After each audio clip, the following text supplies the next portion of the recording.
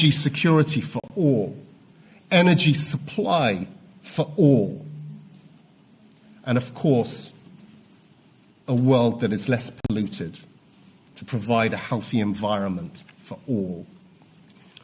All of this is within grasp, but subject to the decisions that are made here in Dubai on the 12th of December. So I am cautiously optimistic. What is on offer, the opportunities that are being presented are significant. This is the most significant COP since Paris. But the world is looking for a very, very clear signal. Absolutely. And that signal comes from the governments, the parties that are represented here today. The opportunity is there.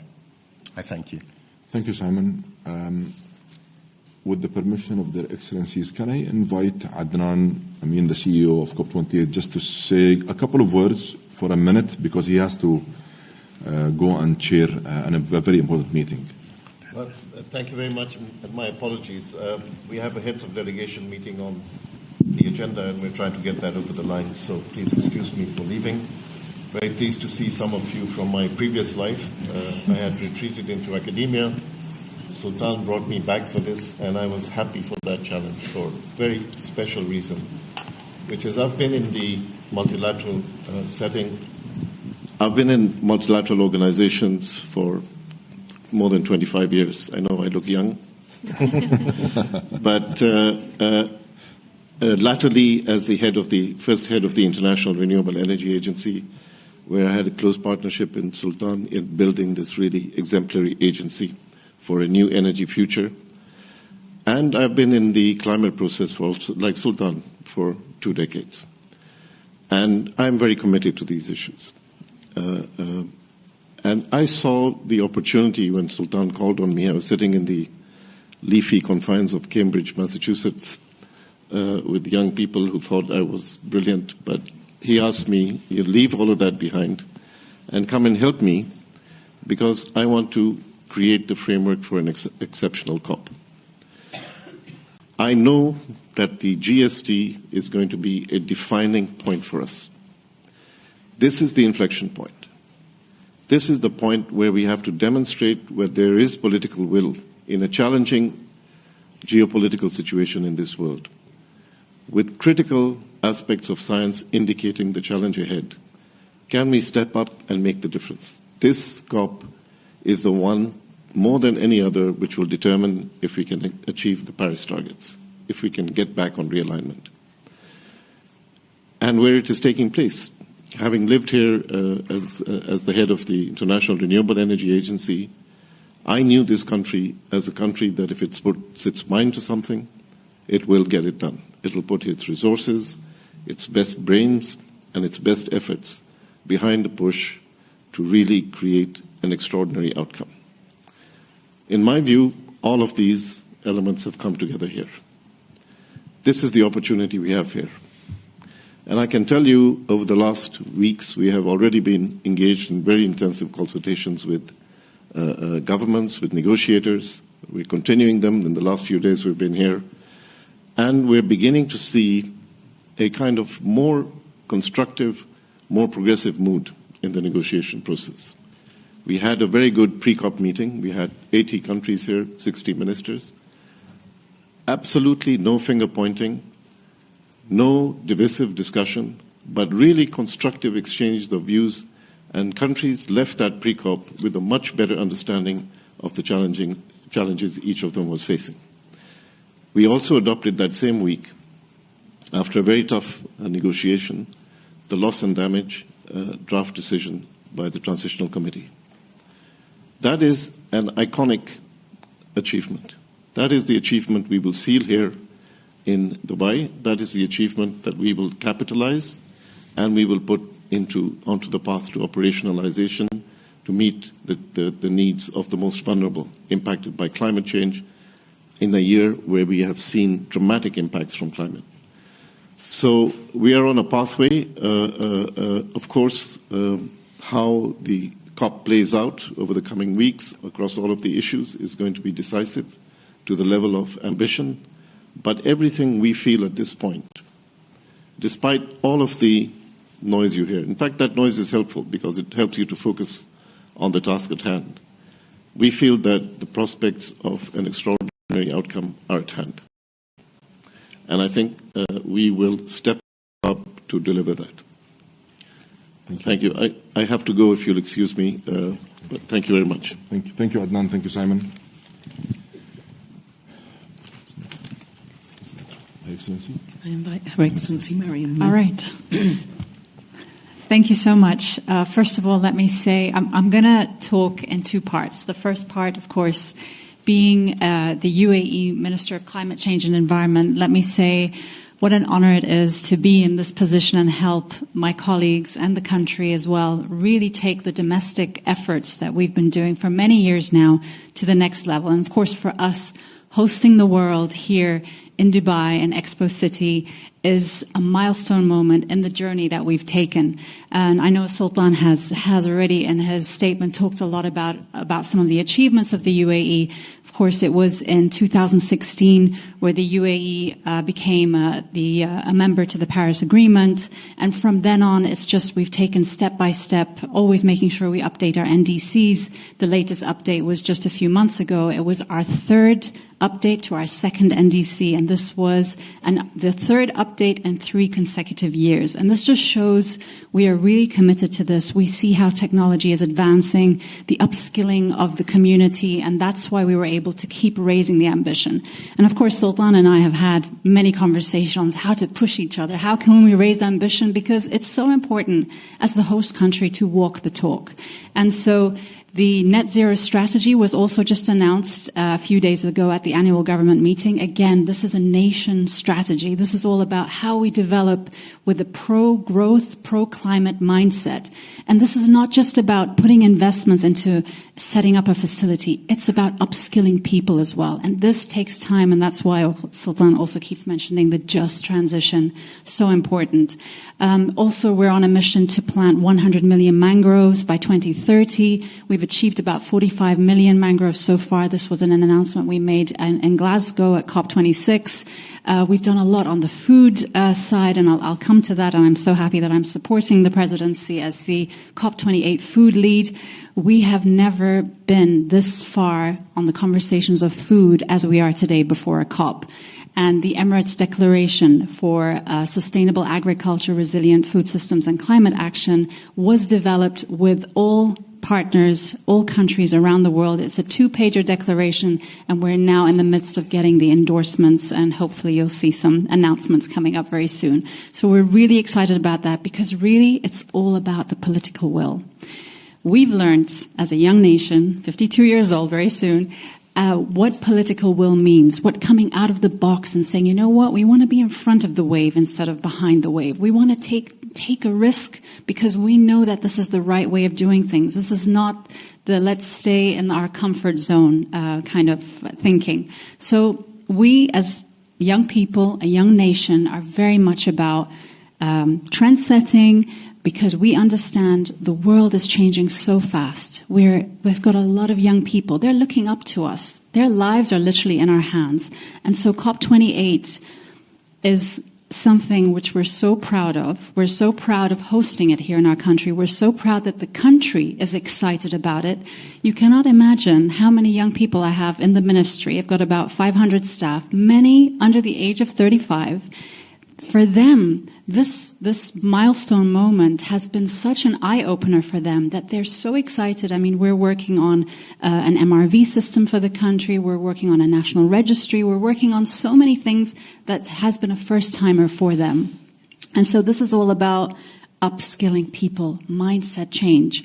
And I've been on a little bit of a roadshow around the 7 Emirates doing it's called the Mejlis, the climate Changemakers Mejlis, and it was all about getting people ready for the mindset change that we need, because this is not just about governments and it's not just about the private sector, it's about us as individuals. How can we change in our lifestyles and our everyday choices so that we contribute to a better world for humanity? So with that, I'm just going to stop there, and I know we've got my colleagues here. Thank you so much.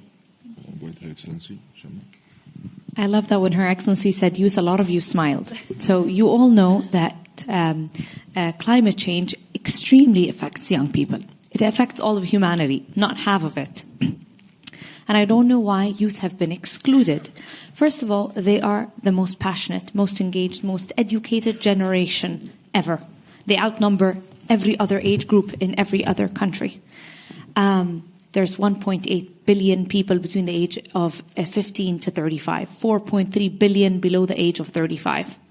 Climate change is a complicated crisis that requires us to reimagine, rethink how we live, how we eat, how we work, how we consume, how we produce. And it needs innovation. It needs young people. Young people are powerful. They're entrepreneurs. They're students. They're leading green technology. And the list goes on. But this power has not been harnessed to its full potential. COP has happened 27 times. Yet, young people still face significant barriers and challenges. And let me start with 4 of them. 1, lack of access. Can you imagine that youth organizations don't have a formal registration to enter COP? It takes them a waiting list of 3 to 5 years. 2, young people from SIDS and LDCs, small island developing states and least developing countries, and climate vulnerable communities are severely underrepresented. Over 70% of the organizations that come are from the USA and Europe. Second, lack of resources. Coming to COP costs over $4,500. How can majority of young people afford this?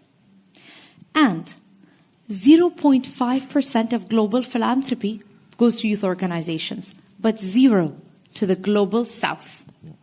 3, lack of engagement platforms. Young people don't have a platform to voice their concerns. There's no meaningful route where their voice can translate to policy making.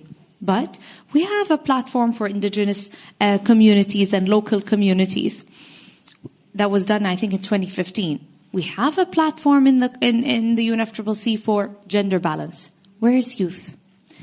4th is the insufficient capacity building. In our consultations, so maybe, sorry, I just want to touch on, Dr. Sultan didn't speak about how we're not only inclusive in COP, the process up to COP28 has been inclusive. Yeah. So there was listening consultations with several countries on how to approach COP.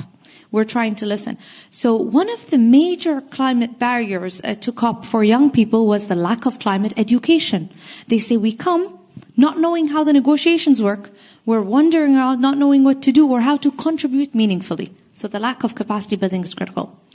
Now this is the reason the United Arab Emirates and the CPD decided to create a youth climate champion role. A role that is placed within the presidency team. To 1, ensure meaningful participation and representation of young people in international climate decision-making. 2, relay the voice of youth directly to the presidency. 3, mobilize substantive input and outcomes from COP. This is our ambition. When we came to deliver what will our strategy be, we did a full listening tour to young people in over 60 countries. And we created a strategy called PAVE. P for enhancing participation, A for amplifying action, V for amplifying voice, E for instilling education. Let me tell you how PAVE is now translated into action in COP28. Let me start with enhancing participation. We have created an international delegates program of over 100 young people fully funded. 74 of them come from SIDS and LDCs. Majority, some of them are people of disabilities. The list goes on in inclusivity. But these 100 young youth delegates have been trained by Harvard and the UNFCCC. They have been involved in all consultations, not just in COP28, but pre-COP. They were funded to even attend Africa Climate Week, Latin America Climate Week. We flew them to Panama. They were fully involved in direct dialogue with negotiators. 2, we've offered accommodation and visas for over 400 young people. The list goes on. That's in P for PAVE. Let me talk about A for action.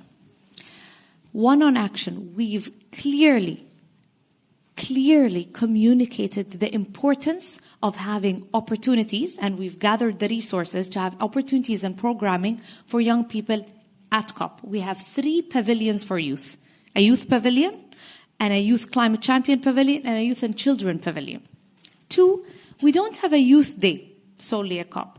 We have youth injected throughout all of the thematics on new topics like even mental health, youth, peace and security. We have been able, if you were here a few days ago, we just finished the Conference of Youth, which you all know.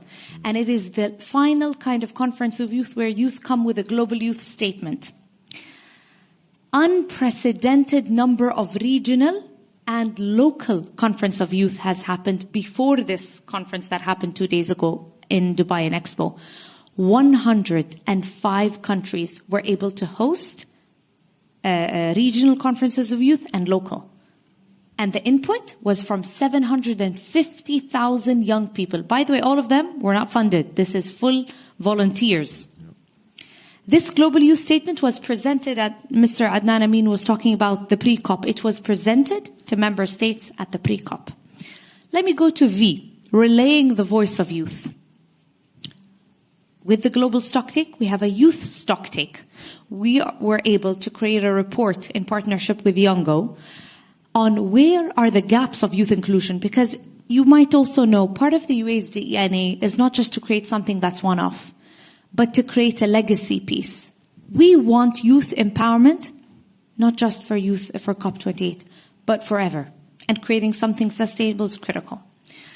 We were able to also ensure that we create other reports where the voice of youth was included. But I want to say something. It's not about getting youth to COP28 only and the 2 weeks. We involved young people in 12 consultations up to COP28 in SB in Bonn, the Petersburg Dialogue, and the list goes on. They were funded and trained. Let me go to E, education. Very critical. What have we done? We've partnered with Harvard and the UNFCCC to create capacity building and videos and information, not just on COP, on mitigation, on loss and damage, on pre-COP and post-COP, how can youth be involved, on Article 6, on negotiations, technicalities exactly, to ensure that when young people come and they're part of negotiations or they're part of dialogues or the forums that we have on all thematic days, they are on equal level with decision makers. We have in our pavilion, by the way, a live capacity building for the youth negotiators. Forgot to mention, because our Youth International Delegates Program, the 100 youth, are so superb, a third of them got chosen to be part of their country delegations. And that makes us so proud that the UAE can enable and empower young people from Guam, from Sierra Leone, from places you have never heard of. And their voice has never ever reached COP. Also part of the COP presidency's legacy in education is, of course, you might know, the Green Skills Platform and the Green Skills Partnership, which empowers educators in the Global South for a legacy piece in part of education. I can talk more about a lot of programs, but I don't want to take a lot of your time. But I just want to say one thing. This COP has been a turnaround COP for youth inclusion. And we hope it's a turnaround for future youth. And the UAE is proud that it has fully funded as well the Youth Climate Champion for the next 3 years. This shows you the commitment. And this shows you the dedication that we want, because young people don't bring the business as usual. And narrowing our collective gaze and really not including everyone on the table will not let us achieve the ambition that Dr. Sultan was talking about. So thank you very much. Thank you. Thank you so much. Your Excellency. High-level champion, Razan Mubarak. I've vowed never to go after Her Excellency Shaman. I always seem to be put in these positions. So excuse me. Yes, for appearing very bland after this incredible intervention. Ladies and gentlemen, colleagues, esteemed members of the media, those who are with us here, those that are joining us online, my name is Razan Khalifa Al-Mubarak, and I'm here in my capacity as the UN Climate Change High-Level Champion for COP28. This is a role that I share.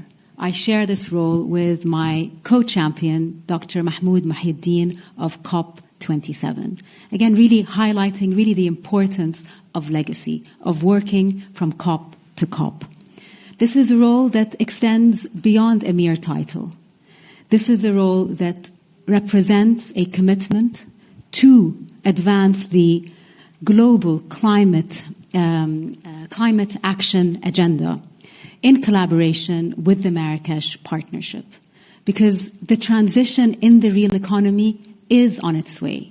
Perhaps it's not fast enough, but it is happening. It is not a matter of if, it is how fast and who is going to lead the way.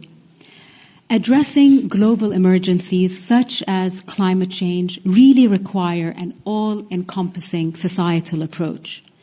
It is this understanding that underpins the establishment of the high-level champion role within the Paris Agreement in 2015. Our mission as high-level champions is to mobilize a broad spectrum of society, including the private sector, philanthropy, indigenous peoples' organization, health and education institutions, civil society, and of course, youth. Our role is to help harness, it is to help accelerate and amplify their leadership to fulfill the Paris Agreement's objectives. Let me share 3 concrete examples. In our race to zero, this is a global campaign, we have now pledges and commitments from over 13,500 organizations, all committed to a net zero future. Our second example is through our race to resilience and our Sharm el-Sheikh adaptation agenda. We have coalesced a broad stakeholder engagement to ensure that we protect and enhance the resilience of more than 2 billion people around the world. And through our 2030 breakthroughs, we are working across sectors, particularly the hard-to-abate sectors, to ensure that we work together towards a net zero future. Amongst our key cross-cutting themes, nature has been a primary focus this year. We recognize that it is essential in capturing anthropogenic emissions and achieving 2030 mitigation targets. Nature is what regulates our climate. Nature is what protects us from climate shocks. Our efforts here span multiple areas, including concrete steps to protect the world's most important carbon sinks, on land and in the sea, in forests and in oceans. Aligning private sector financial flows with net zero and nature positive outcomes, and integrating nature and climate outcomes in national plans. Inclusion is a central theme in our agenda. We recognize and we need to ensure that we empower those that are disproportionately impacted by climate change, including indigenous peoples and women. Indigenous people steward 80% of global biodiversity. Their voices, their rights, their priorities must be promoted and respected at COP28. Similarly, we are championing the empowerment of women in climate action, acknowledging that the impact of climate change is not gender neutral. At COP28, we are showcasing and advancing this work over the next 10 days through a comprehensive program that includes 6 action events, 21 implementation labs, and 6 special events. And we are also part of the official opening and closing. Please join us. Thank you. I haven't finished yet. Thank you. But no, I did. I just really wanted to say that thank you all for this. We want to work together to really make this COP not just a beacon of hope, but really a place where we can demonstrate and implement the actions that we need to do to keep 1.5 within reach. And with that... Thank you, Razan. Your Excellency, Razan, thank you. As you find it difficult to speak after Maali Shamma, I'd just like to celebrate that we're on a panel that is largely women, and Dr. Sultan and I are used to being outnumbered in this process, and it's a testament to only in the UAE can you see a dominant of such great leaders, female leaders in our team.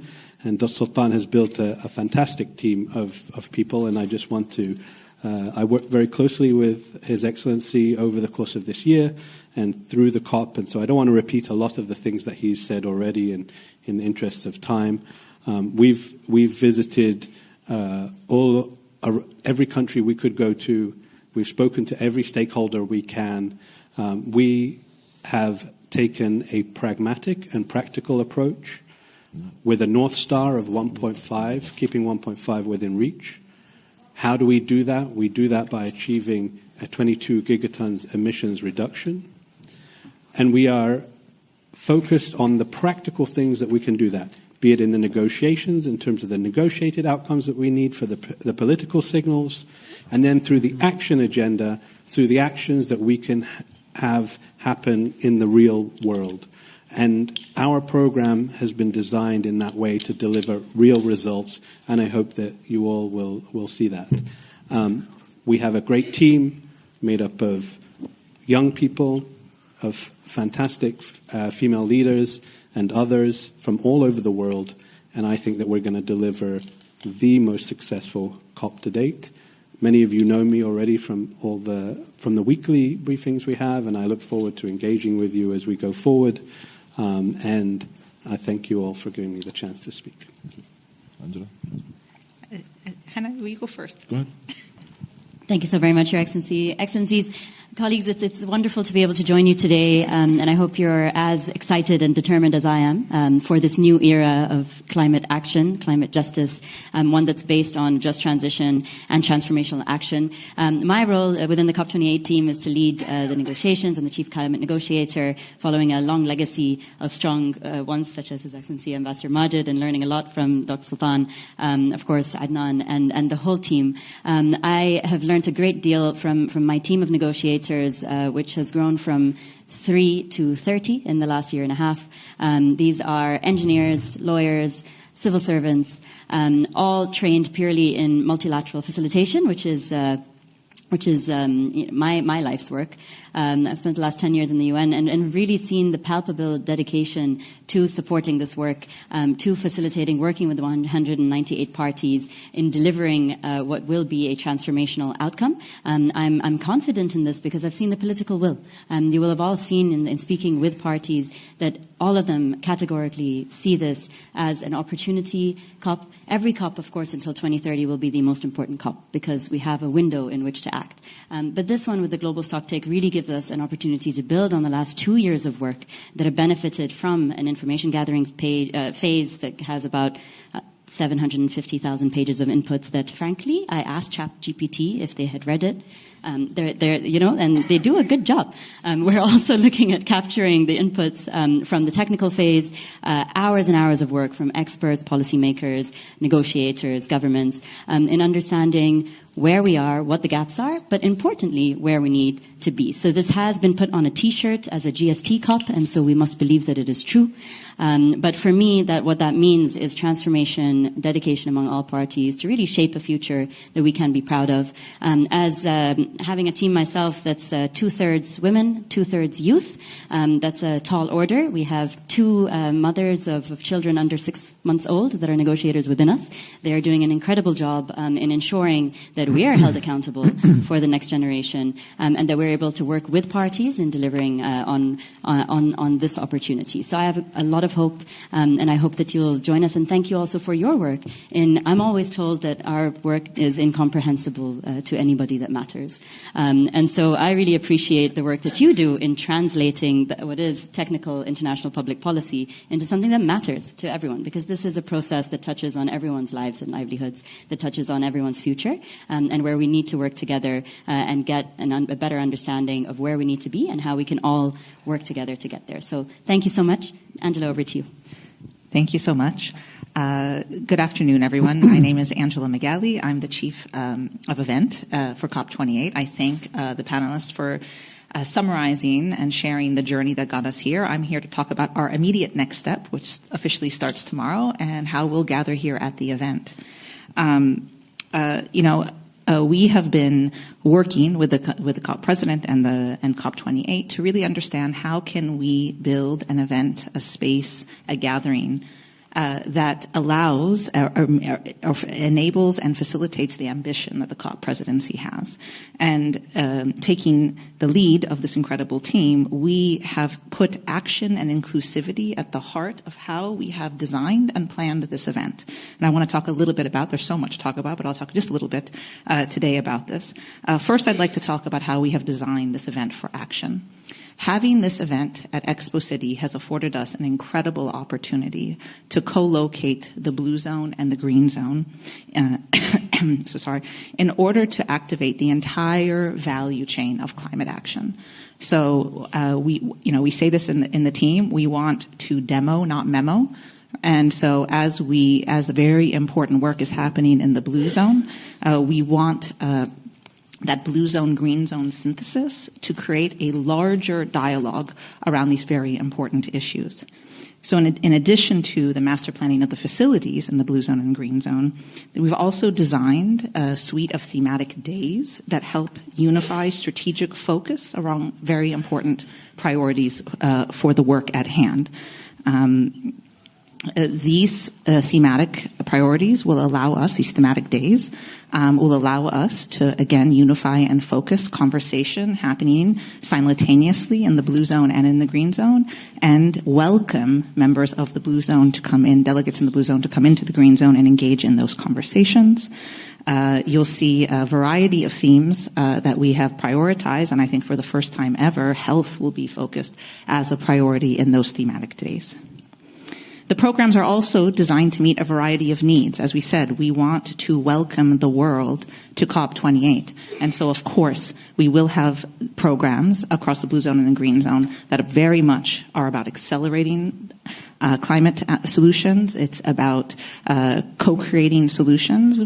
But for those in the green zone that are climate curious or maybe new to COP, we also have a program that inspires, that informs, that connects all different, the full group of participants. In the blue zone, we have, as Dr. Sloan alluded to, over 220 pavilions. That includes more than 110 participating countries in creating their own platforms, sharing their own solutions, and having their own conversations. In the green zone, we have 7 thematic hubs. These include Decarbonization Hub, the Knowledge Hub, Climate Finance Hub, Technology and Innovation Hub, the Youth Hub. We have a startup village that has over 100 tech startups in climate. And then we have the Greening Education Hub. And so these hubs in the green zone will themselves be platforms in which this suite of programs will be put on. In addition to this being designed to be a COP of action, it's also a COP of inclusion. Dr. Sultan he took the thunder from the ops team and talked about the registration numbers. We do have more than 97,000 registrants in the blue zone, which I do believe is the most registrants in any blue zone. And in the green zone, we have over 400,000 day pass registrants already registered, and we know that number is going to grow. We have over 180 heads of state and heads of government that will be participating in this COP. And in the blue zone, for the first time, as Dr. Sloan said, we will have a faith pavilion, but in addition to those pavilions, that faith pavilion, there are also pavilions on women and gender, on children and youth, and on indigenous people. So again, making sure that at the heart of the conversations we are having, that there's a fully inclusive conversation.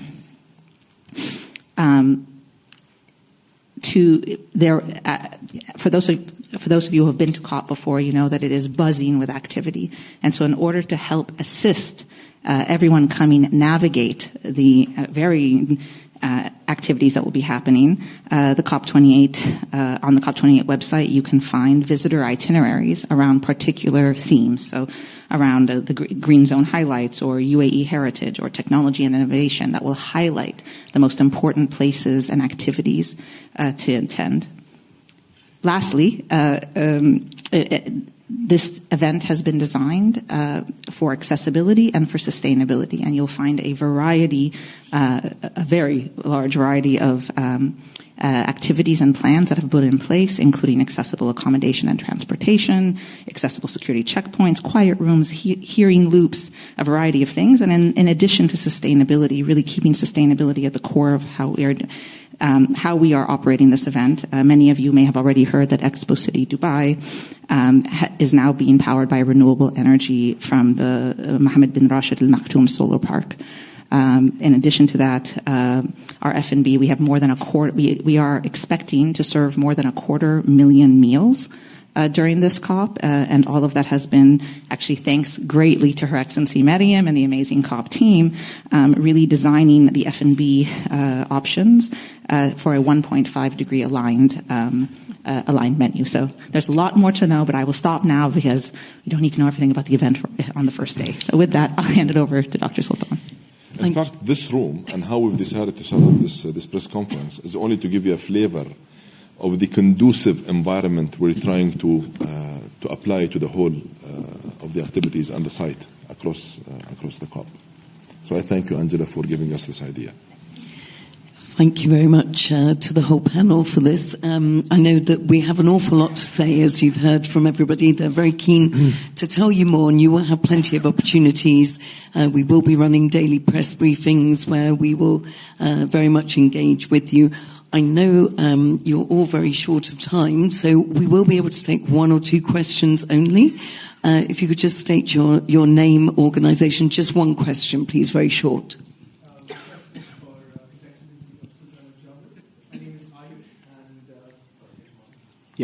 My name is Ayush, and I'm from Al Arabiya English, and a UAE resident of 24 years. My question for you, Dr. Sultan, is you mentioned how oil and gas aligned for the first time around methane and gas targets. That's great news, but who will hold them accountable post COP28? That's a very good question, and I think I'm not at liberty at this point to answer that. Wait a couple more days, and you will see the answer. Okay, I think we'll take one question here, the lady here. Thank you so much. Palita Clark, Financial Times. Dr. Sultan, thank you for the very comprehensive briefing and very interesting briefing on the event. Given that this is, I think, your first public appearance since reports last week emerged about the UAE planning to use COP28 discussions with foreign governments to strike oil and gas deals. I wonder if you could take advantage of this briefing to explain to us exactly what did happen, whether that occurred and whether you personally might have been involved in them. Okay, knowing that we are only one day out, I wasn't really planning on answering such a question. But you know what? I will answer it. And please, hear me out. I'll be very clear, crystal clear. For you, for everyone in the room, and for those who are online. These allegations are false, not true, incorrect, and not accurate. And it's an attempt to undermine the work of the COP28 presidency. Let me ask you a question. Do you think the UAE or myself will need the COP or the COP presidency to go and establish business deals or commercial relationships? This country over the past 50 years have been built around its ability to build bridges and to create relationships and partnerships. No one in this world has been able to master the ability to create win-win relationships and fruitful and productive partnerships like this small country and this young nation. I promise you, never ever did I see these talking points that they refer to, or that I ever even used such talking points in my discussions. One other point. Every meeting I have conducted with every government or any other stakeholder has always been centered around one thing and one thing only, and that is my COP28 agenda and how we can collectively, for the first time ever, adopt a mindset that is centered around implementation and action to keep 1.5 within reach. Now, sometimes I am told you need to engage with governments and with oil and gas companies to put pressure. And sometimes I'm told you can't do that. So we're damned if we do, we're damned if we don't. So please, for once, respect who we are, respect what we have achieved over the years, and respect the fact that we have been clear, open, and clean, and honest and transparent on how we're going to conduct this COP process. Thank you. Thank you very much. I think we're going to have to leave it there because I know that you've all got other engagements. Thank you so much for joining us today. This is just the start. We will be holding, as I say, daily press briefings, and we really thank you for joining us here today and look forward. I must say, thank you very much for this question. I feel much better. Thank you. We look forward to seeing you in the blue and green zones over the next 2 weeks. Thank you very much.